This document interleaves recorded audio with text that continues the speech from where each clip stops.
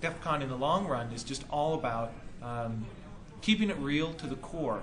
What originally motivated us, and staying true to that. And we can go to our day jobs and sit in front, 9 to 5, but in the end, that doesn't fulfill us. What really fulfills us is, the creativity of tearing things apart and making technology do things that was never intended, and being around other creative people. Can you talk about the ethics of disclosure and the ethics of what's going on here? Has that changed at all?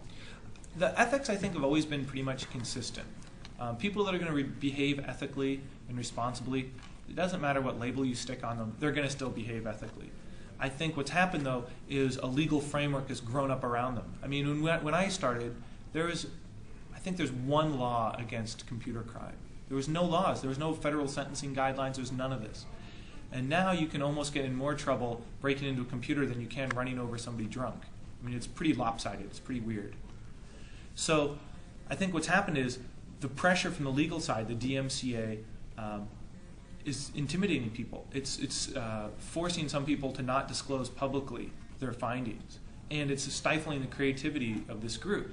Now, we also see a huge push from the RIAA and all this intellectual content protection lobbying groups, and they're trying to equate intellectual property or elevate it to such a high degree that it's, of course you have to go to jail for 20 years if you copy, Ricky Martin's song.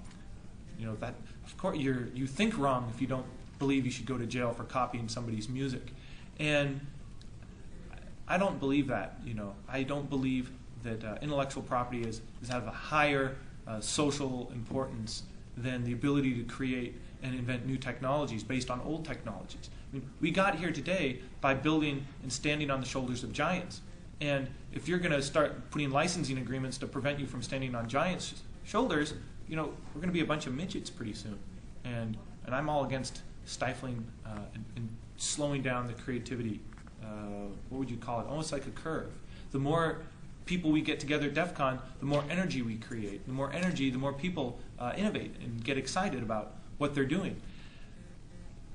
I get frightened sometimes that the legislation will stifle the creativity, and what we'll end up getting is a bunch of rehashed marketing pitches or really high-level overviews of technologies because everybody's so terrified of revealing an actual detail.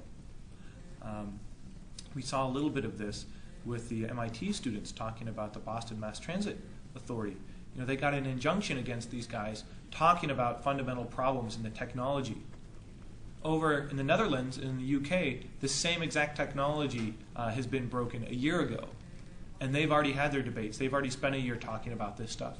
Well, now it's come to America a year later. And what's our reaction? Well, we enjoin them. We get a TRO. I don't think that's an appropriate response. It does seem like this is a forum where these debates come to a head. What do you think is the most critical role that DEF CON is playing?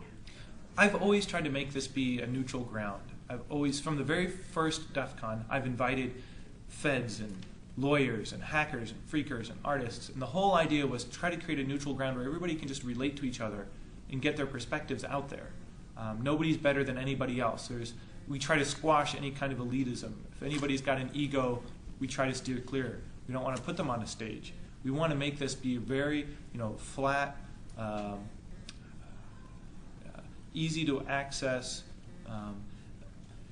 environment. Because I'll tell you a short story. When bulletin boards were around before the net, it was all about who you were, I guess, inside, how you communicated. The net judged value of content. They didn't know if you were a boy or a girl or what ethnicity or how old you were. There was no MySpace pretty pictures of you and your friends and what cool music you were listening to. It was all about what came out of your mouth or your fingers on the keyboard. And that's how you were judged. And so that's how DEF CON began. It wasn't where you came from, it was what you contributed. And bulletin boards back then respected contribution. If you could further the conversation, you gained credibility. Nowadays, it's a little different because now we've injected who your friends are and what you look like and what you listen to and everything. But in the early days, there was no way to do that, so it was absent, and that created this culture of what you knew. And so we've tried to keep that alive at DEF CON, and we've tried to stay that neutral ground, and we've tried to respect anybody that has something to add to the conversation. And I think that ethos has survived pretty well over the last 16 years. Even with the money being injected into it in jobs and careers, I think for some reason we've managed to kind of create a little bubble for ourselves. Great.